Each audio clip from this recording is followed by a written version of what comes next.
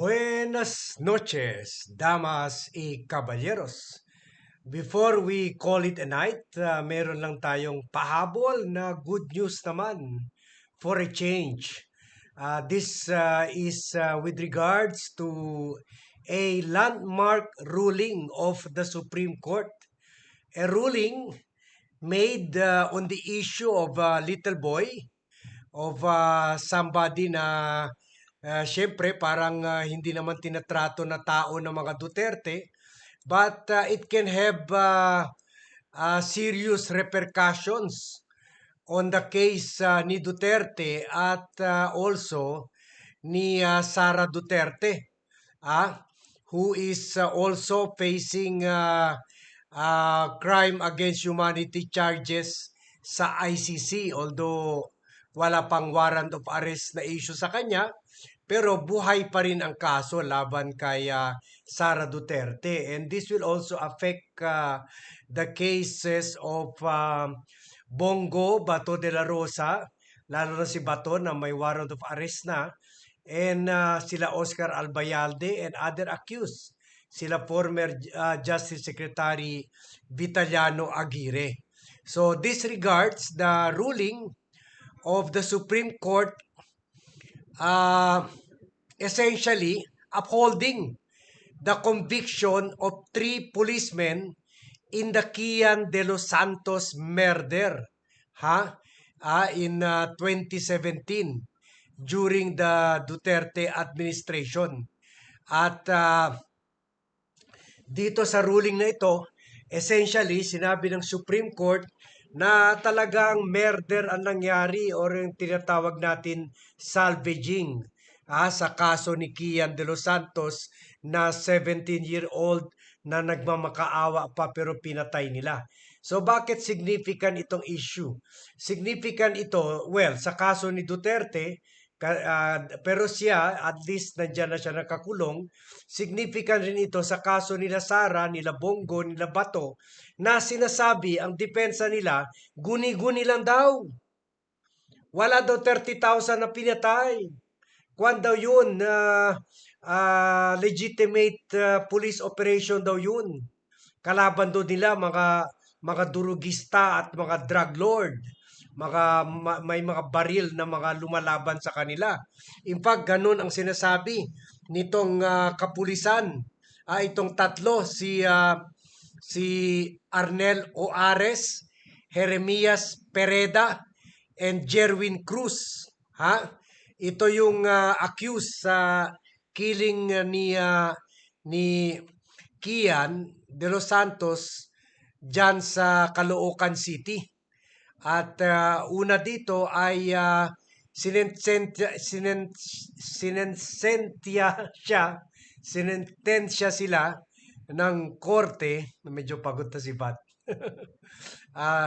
At may sakit pa rin. Sinentensya sila ng korte for a life sentence or reclusion perpetua or up to 40 years imprisonment, at pinabayaran rin sila sa surviving relatives ni Kian ng 275,000 in damages.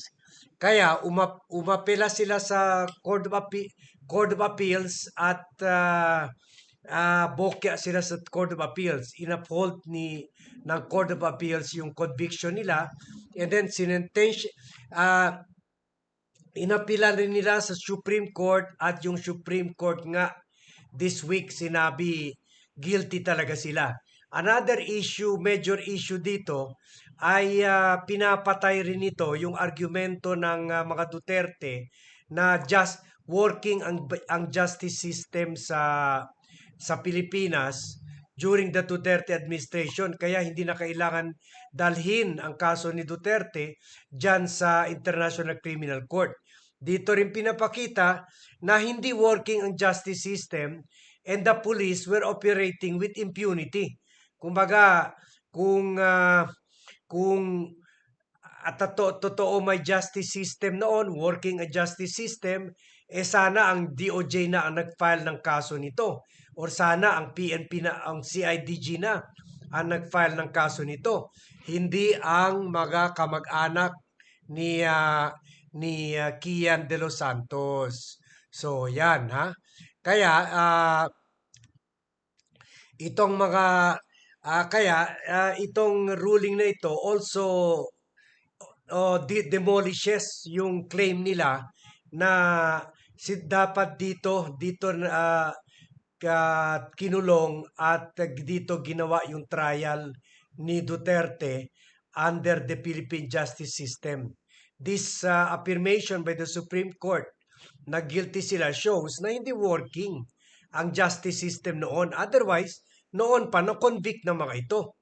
Hindi yung ngayon lang after nawala na sa pwesto si Duterte. So panoorin natin itong news ng Philippine Daily Inquirer ukol sa bagay na ito. And we thank the Philippine Inquirer for this video.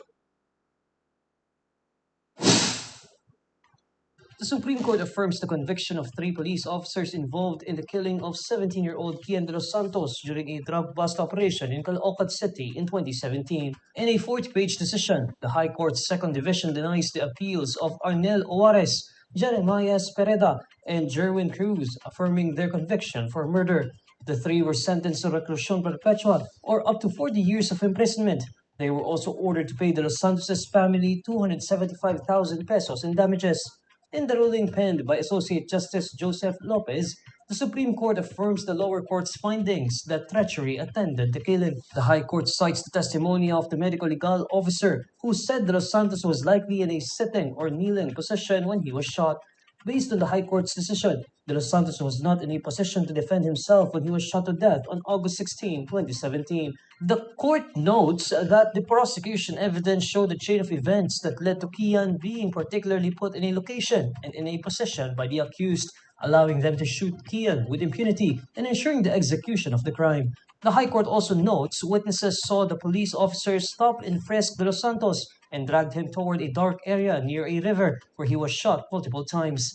In their defense, the police officers claimed they were responding to reports of illegal drug activity in the area and alleged that shots were fired at them, prompting Juarez to chase the supposed shooter and return fire. O, ayun na naman, nanlaban. Ha? Binaril daw sila. Ha? At pero na yung medical legal report nagpakita na hindi naman natamaan sa harapan si Kian kundi sa likod at nakaupo na siya, kneeling position. Ha?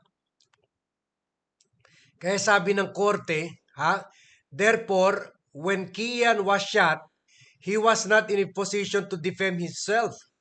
Next, we note that the prosecution evidence showed the chain of events that led to Kian being particularly put in this situation. So, kwan talaga, prinano talaga nila na patayin siya in a salvaging manner.